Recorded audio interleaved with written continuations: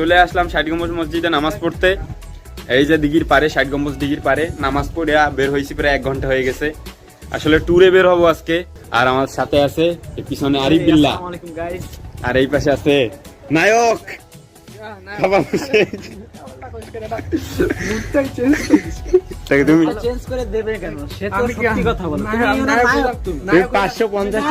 তুমি 550 টাকা সানগ্লাস পরছো।